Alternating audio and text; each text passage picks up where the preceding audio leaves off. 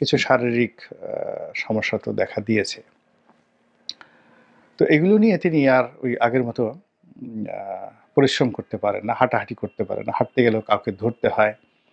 তারপরে শেষে চেয়ারে বসে নামাজ পড়তে হয়। এই বিষয়গুলো নিয়েও কিন্তু ট্রল হচ্ছে। তিনি যেখানে নামাজ পড়ছেন সেগুলো নিয়ে কথাবার্তা হচ্ছে। এরপর মধ্যে একটা দেখলাম যে তিনি মাথায় সেই পাগড়ি, আরব দেশের যে পাগড়ি, সেই পাগড়ি পরেছেন। তারপরে মুখে তার দাড়ি স্পষ্টত বোঝা যাচ্ছে যে এটা আর্টিফিশিয়াল ইন্টেলিজেন্স দিয়ে এরকম একটা ছবি সাজিয়ে তারপর সেটাকে শামীম ওসমান বলে প্রচার করা হচ্ছে। এই যে কাজগুলো হচ্ছে, এই কাজগুলো হওয়ার কারণ কি হলো? আওয়ামী লীগের রাজনীতি পুনর্বাসিত হওয়ার বা শামীম ওসমানদের রাজনীতিতে পুনর্বাসিত হওয়ার বা ফিরে আসার রাস্তাগুলো পরিষ্কার হচ্ছে। যখনই আপনি কাউকে নিয়ে আলোচনা করবেন, বেশি সমালোচনা করবেন, এমনকি কাউকে গালাগাল দিবেন, ইট মিনস তার গুরুত্ব রয়েছে। যেমন ধরুন, আমাকে নিয়ে ইলিয়াস একটা ভিডিও করল। এখন ইলিয়াস একটা ভিডিও করল, ভিডিও করার পর সেটা সেই ১ কোটি লোক দেখল। ১ কোটি লোক যখন সে দেখল, দেখার পরে সে এটার বিনিময়ে ইউটিউব থেকে নরমালি সে হয়তো ১ লাখে যদি ১ কোটি লোক যদি দেখে, সে ৭,০০০ বা ৮,০০০ ডলার বা ৮ লাখ বা ৯ লাখ বা ১০ লাখ টাকা সে ইউটিউব থেকে পেল একটা ভিডিও থেকে।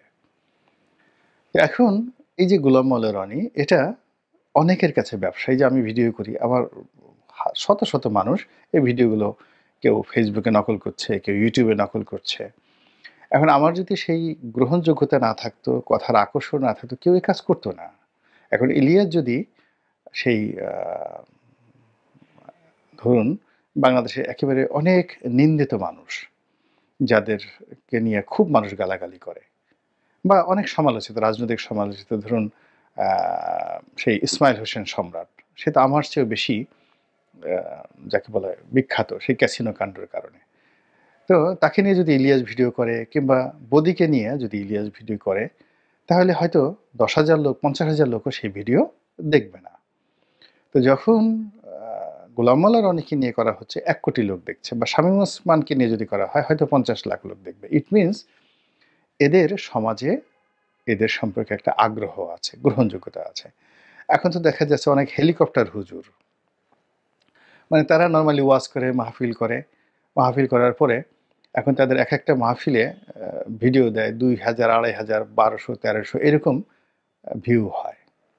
এটা মানে একটা মাহফিল সেই যায়, হেলিকপ্টারে করে যায়, তাদের সেই ভিডিওর মাহফিলগুলো ২০০, ২৫০ থেকে শুরু করে ২,০০০, ২,৫০০ লোক দেখে।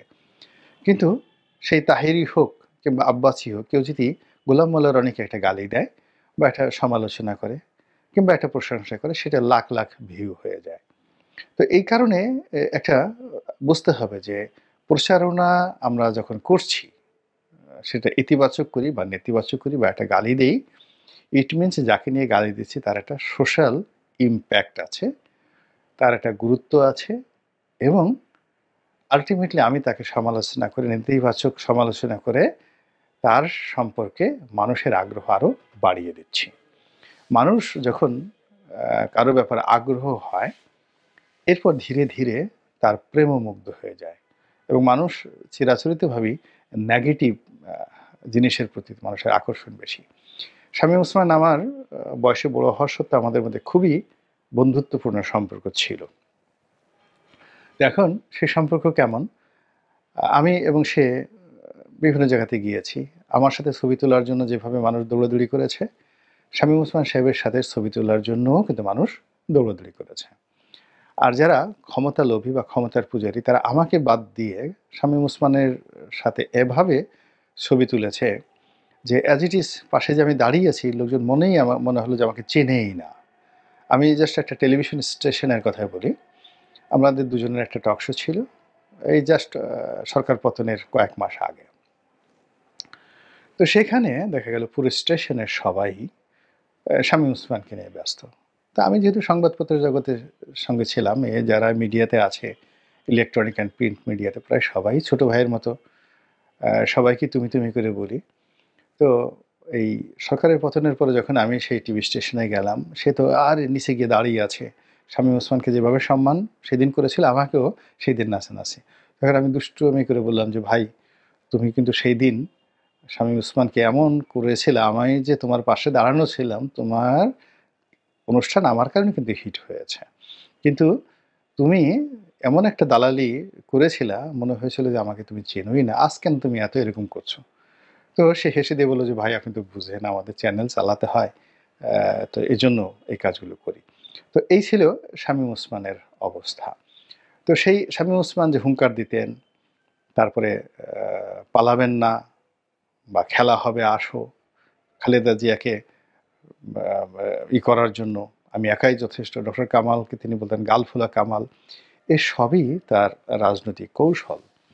এবং তিনি যদি আগামীতে একেবারে দেখা গেল হুইল চেয়ারে করেও যদি আওয়ামী লীগ কখনো ক্ষমতায় আসে,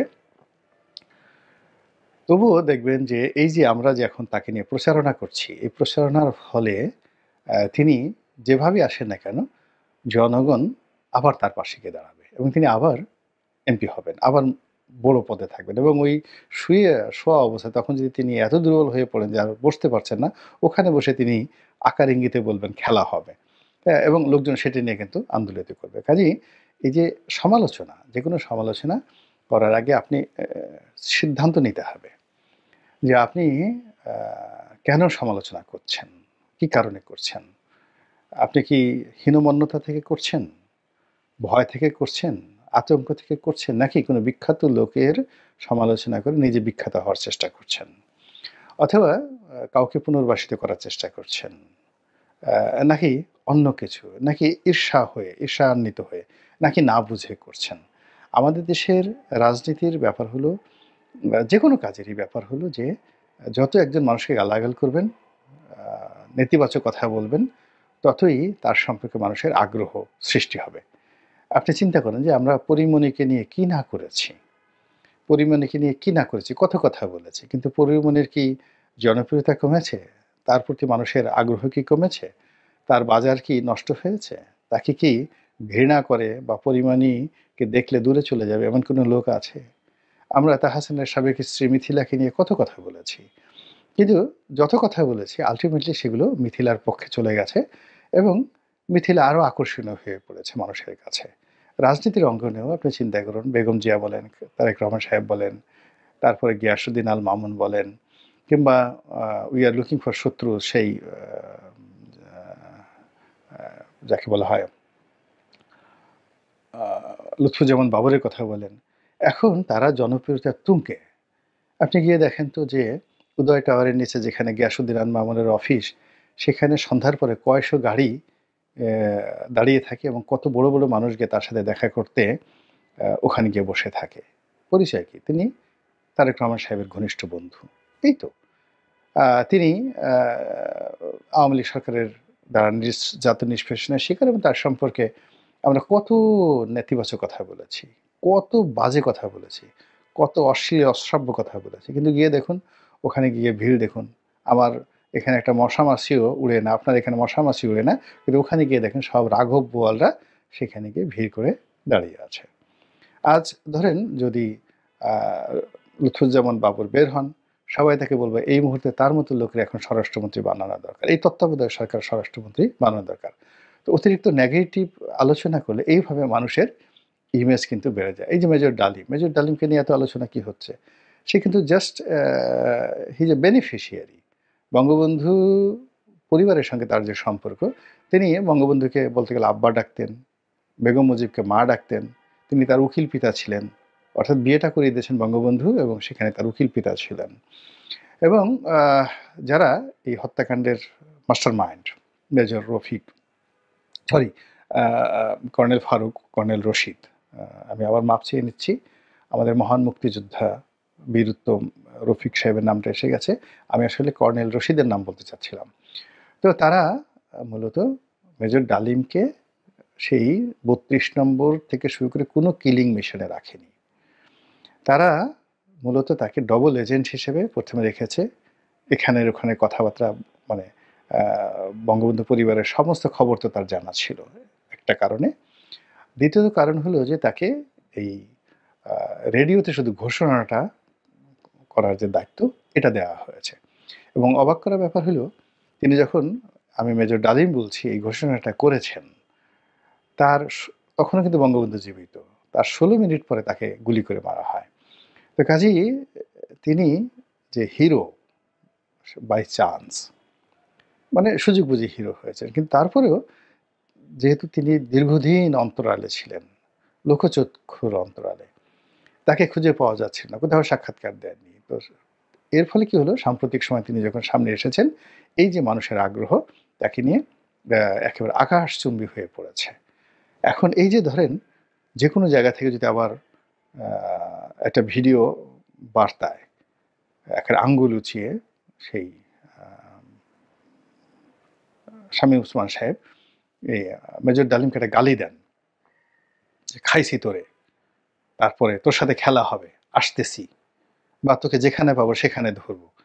আপনি চিন্তা করেন যে এই গালিটা যদি তিনি দেন এবং যে YouTube চ্যানেলে এটা দেখানো হবে যে মেজর ডালিমকে শামীম ওসমান গালি দিচ্ছেন বা শামীম ওসমান সম্পর্কে মেজর ডালিম সম্পর্কে শামীম ওসমান বলবেন। তাহলে যে কয়জন লোক ওই ভিডিও দেখেছে তার চেয়ে আরো ডবল লোক এই ভিডিওটা দেখবে। এর কারণ হলো ২ জন লোকই বিতর্কিত, ২ জন লোকই আলোচিত এবং ২ জন লোক সম্পর্কে আমরা এই বিভিন্ন সময় সমালোচনা করে তাদেরকে এমন জায়গাতে পৌঁছে গেছি যে এই তামসা দেখার জন্য মানুষের অভাব হবে না। তো কাজেই এই যে শামীম ওসমান সাহেবদেরকে নিয়ে আমরা যত বেশি আলোচনা করছি, মূলত তাদের জন্য আমরা আরো প্রশস্ত রাস্তা তৈরি করে দিচ্ছি এবং রাজনীতিতে আরো নতুন, নতুন শামীম ওসমান যাতে তৈরি হয়, সেই পন্থা আমরা বাতলে দিচ্ছি। আল্লাহ আমাদের সবাইকে হেদায়েত দান করুন এবং হেফাজত করুন। আসসালামু আলাইকুম ওয়া রাহমাতুল্লাহি ওয়া বারাকাতুহু।